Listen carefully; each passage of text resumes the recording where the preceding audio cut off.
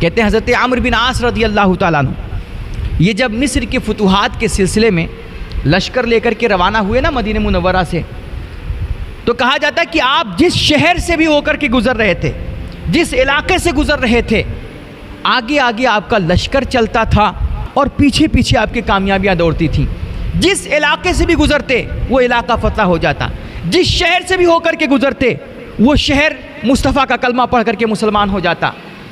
حضرت عمرو بن عاص جدھر سے بھی جا رہے ہیں، پورا علاقہ، پورا شہر فتح ہو رہا ہے، کفر کے ایوانوں میں زلزلے آ رہے ہیں، قلعے بڑے بڑے فتح ہو رہے ہیں، لیکن چلتے چلتے آپ ایک قلعے کے پاس پہنچے۔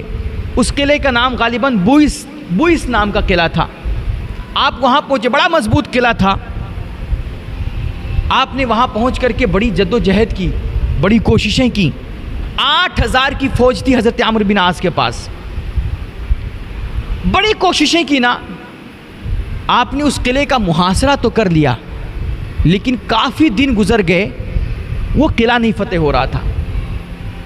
اب یہ پریشان ہوئے کہ آخر وجہ کیا ہے، میں جدھر سے بھی آیا، جس علاقے سے بھی آیا، چٹکیوں میں نے علاقے بڑے بڑے فتح کر لیے، یہ قلعہ نہیں فتح ہو رہا ہے۔ کافی غور کیا لیکن وجہ بھی سمجھ میں نہیں آئی۔ تو انہوں نے بالآخر حضرت سیدنا عمر فاروق اعظم کے پاس ایک خط لکھا، اور خط لکھ کر کے ایک قاصد کو روانہ کیا۔ قاصد وہ خط لے کر کے حضرت عمر فاروق اعظم کے پاس پہنچا۔ حضرت سیدنا عمر فاروق اعظم نے جب وہ خط پڑھا تو آپ بھی حیران ہو گئے کہ یہ کیسے ہو سکتا ہے کہ لشکر اسلام کا ہو، مصطفیٰ کا کلمہ پڑھنے والا ہو، اور لڑائی بھی حق و باطل کی ہو، اور اتنی بڑی فوج ہو، اور اللہ مصطفیٰ کریم کے لشکر کو فتح نہ دے، جیت نہ ملے ہمیں، یہ کیسے ہو سکتا ہے؟ اگر 1000 کوششوں کے باوجود کوئی قلعہ اگر فتح نہیں ہو رہا ہے کافروں کا، تو اس کی ایک ہی وجہ ہے کہ اس لشکر سے میرے مصطفیٰ کی کوئی ادا چھوٹ رہی ہے، ان سے کوئی مصطفیٰ کریم کی سنت ترک ہو رہی ہے، باقی اس کے علاوہ اور کوئی وجہ ہو ہی نہیں سکتی ہے۔ طریقے مصطفیٰ کو چھوڑنا ہے وجہ بربادی، اسی سے قوم دنیا میں ہوئی بے اقتدار اپنی۔ کہا ضرور اس لشکر سے میرے مصطفیٰ کی کوئی سنت چھوٹ رہی ہے۔ آپ نے فوراً جوابی خط لکھا اور اسی قاصد کو دے کر کے آپ نے روانہ کیا۔ وہ قاصد جوابی خط لے کر کے حضرت عمرو بن عاص کے پاس پہنچا۔ حضرت عمرو بن عاص نے اپنے لشکر کا جائزہ لیا تو دیکھا، آپ کو پتہ چلا کہ یقیناً وہ جو حضرت عمرو بن عاص کا لشکر تھا وہ پہلے مسواک کا عادی تھا، میرے حضور کی جو سنت ہے اس سنت کی پابندی کیا کرتا تھا، لیکن جنگی مصروفیات کی وجہ سے کچھ دنوں سے اس سنت کی ادائیگی میں اس لشکر سے تساہلی ہو جاتی ہے، تھوڑی غفلت ہو جاتی ہے، سستی ہو جاتی ہے۔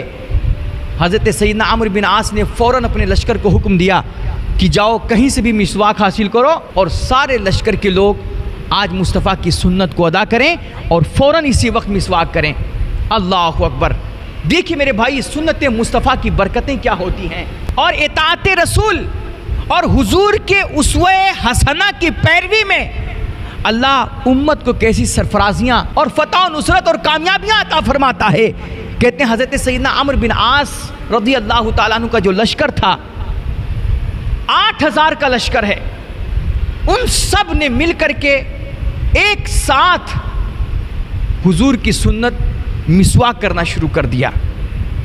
اب جو قلعوں میں بند کافر قوم تھی نا، اس کی نظر جب اس اسلامی لشکر پہ پڑی، دیکھا سب لوگ مطلب اپنے دانت کو صاف کر رہے ہیں۔ مسواک کا تو وہ لوگ کبھی تصور بھی نہیں ان کے ہاں تھا کہ مسواک کیا چیز ہے۔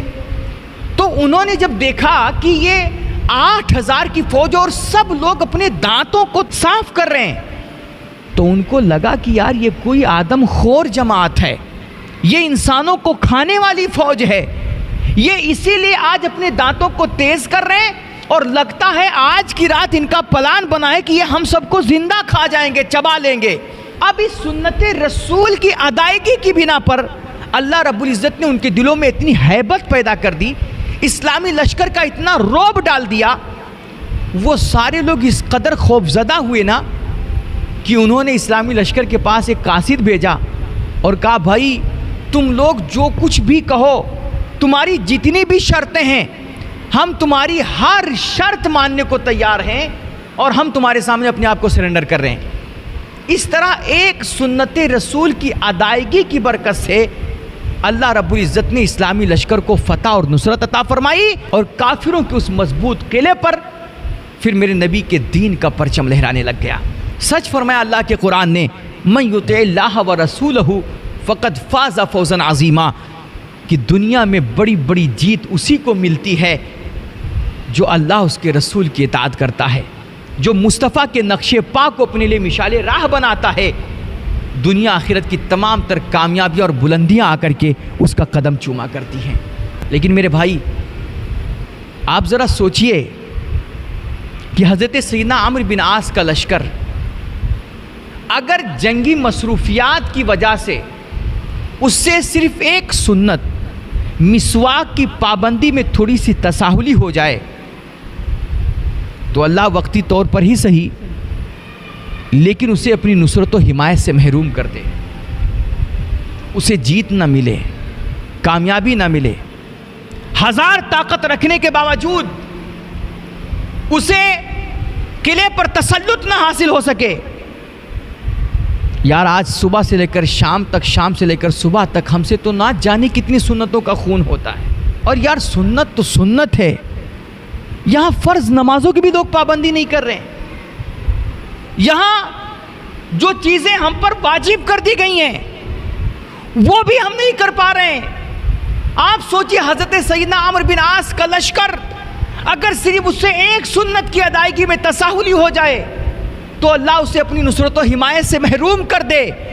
آج جو قوم صبح سے لے کر شام تک دن رات مصطفیٰ کی سنتوں کا خون کرتی ہے، اللہ کس قدر اسے اپنی نصرت و حمایت سے محروم کرتا ہوگا، اور کتنی ناکامیاں اور کتنی بدبختیاں اور کتنی محرومیاں اس کا مقدر ہوتی ہوں گی۔ اور پھر شکایت ہے کہ اللہ ہماری مدد کیوں نہیں کر رہا ہے، اللہ ہماری حمایت کیوں نہیں کر رہا ہے، اللہ ہماری دعائیں کیوں نہیں قبول کر رہا ہے۔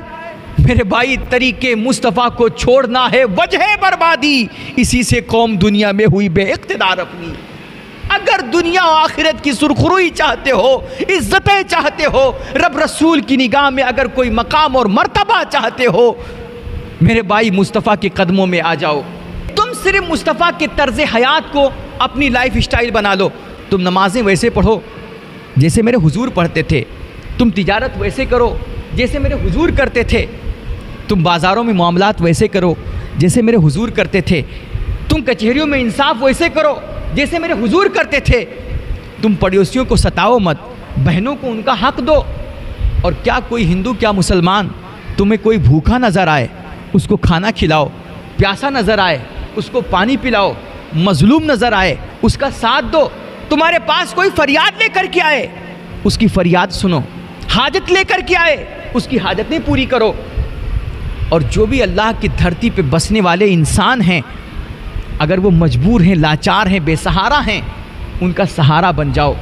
میرے بھائی میرے مصطفیٰ کی سیرت اپنا کر کے دیکھو، آج یہی قوم جو تمہیں بے حیثیت سمجھتی ہے، تمہیں گالیاں دیتی ہے، تمہارا مذاق بناتی ہے، خدا کی عزت و جلال کی قسم یہی قوم کل تمہیں سلیوٹ مارے گی اور تمہارے سامنے آ کر کے ہاتھ جوڑ کر کے کھڑی ہوگی کہ محمد سے وفا تو نے تو ہم تیرے ہیں، یہ جہاں چیز ہے کیا لوح و قلم تیرے ہیں۔ یہ کائنات کا ذرہ ذرہ نہ تمہاری عزتوں کا اعتراف کرے گا، اور تمہارا جو اصل مقام ہے، تمہاری جو اصل حیثیت ہے، تمہیں وہ حیثیت نصیب ہوگی۔ کنتم خیر امت اخرجت للناس، تم دنیا کی بہترین کمیونٹی ہو، اور پھر یہ دنیا مانے گی کہ ہاں تم بہترین کمیونٹی ہو۔ کیوں؟ کیونکہ تم انسانیت کے کام آتے ہو، تم مصطفیٰ کے سچے غلام بن کر کے زندگی گزارتے ہو۔ اللہ ہم سب کو خیر کی توفیق بخشے۔ پیارے حبیب کو پکار، پیارے نبی کا نام لے، دامن مصطفیٰ میں آ، پائے رسول تھام لے۔ وآخر دعوانا ان الحمدللہ رب العالمین۔ السلام علیکم۔